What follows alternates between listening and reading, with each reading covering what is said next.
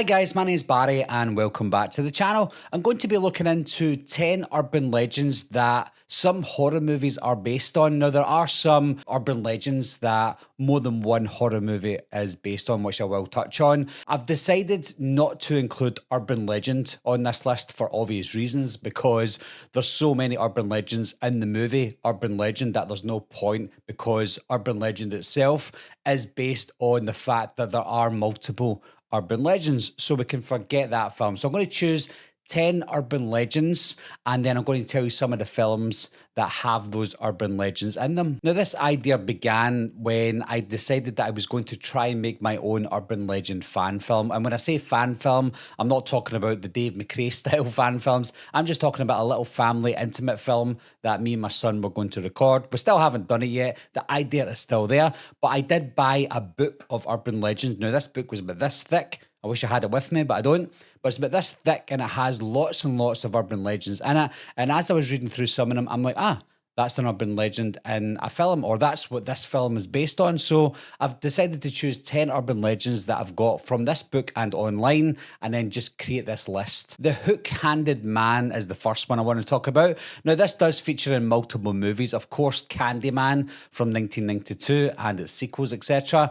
That features the Candyman with a hooked hand. Now, the Candyman film is not solely based on a man with a hook, but it does have a man with a hook in it. So that still is included on the list of urban legends. But I think the most popular one is, of course, Ben Willis from the I Know What You Did Last Summer franchise, because he is a man with a hooked hand. And I think they kind of discuss it in the movies as well as this being some sort of urban legend. The Call is coming from inside the house. Now, you'll know this one. This is probably the most popular urban legend, and it does feature in numerous horror films like the Black Christmas films, obviously the remake and the other remake. And then you've got movies like When a Stranger Calls from 1979, and of course its remake in 2006. So those are the basic ones, but that style of urban legend doesn't end there, because you've got films like Scream that has a call coming from somewhere close by, and they take that urban legend trope and then they run with it in other horror films. If your roommate dies, you get a 4.0 GPA. Now, this is a very interesting one because I wasn't sure this was an urban legend or not, and I had to look into it, and it certainly is. Now, the big film that is in is Dead Man's Curve. Now, I don't know any other films that have that sort of premise, but Dead Man's Curve is the first one that came to mind for me, starring Matthew Lillard. But Dead Man's Curve is a film that not a lot of people know about. I think Dead Man's Curve came out just after Scream so that they could try and run on the success of Matthew Lillard's career. But at the same time, that film is actually not too bad, and it does feature the film where they try and kill someone in their dorm so that they can all get that 4.0 GPA. Next up, we've got alligators living in the sewers of New York City. This is one of the most ridiculous urban legends. It's one that maybe people shouldn't really think about, but there is a film called Alligator from 1980 that does have alligators living in the sewers of New York City. Next up, we have an Appalachian folklore of a vengeful ghost who haunts a rural village. Now, this one is very specific to the Women in Black, and we did have the Women in Black from 1989, and then we got most recently the remake from 2012 starring Daniel Radcliffe, just about an old woman.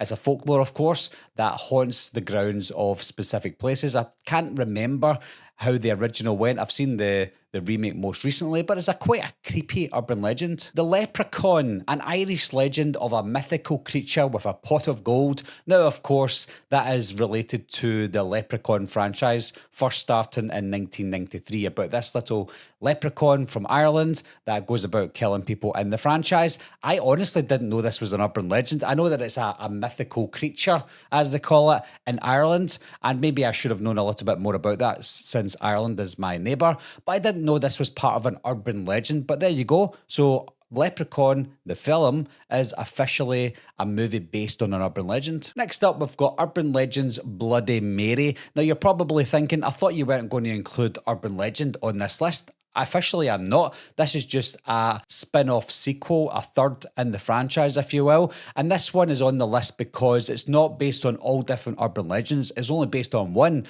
and that's the legend of Bloody Mary. Now, you did see a little bit of it in the first urban legend film when they went to the campus grounds and they started saying Bloody Mary, and nothing obviously happened, of course, because it's not a supernatural film.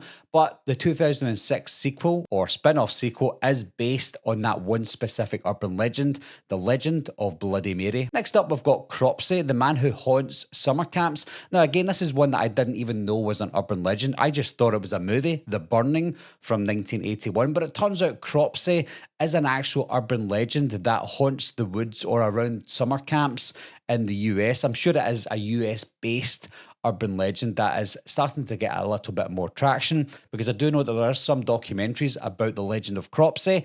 And when I saw the legend of Cropsey pop up now and again, I thought, isn't that a character in The Burning? And yes, it was. So Cropsey himself is based on that urban legend. Next, we've got a murderous hitchhiker who preys on people who give them a ride. Now, of course, the film that comes to mind is The Hitcher from 1986, and of course it had a remake in 2007 with Sean Bean, but that's the only really one that I can think of that is really based on that urban legend. Of course, you get films where there's hitchhikers that end up being killers, and that happens in quite a few films.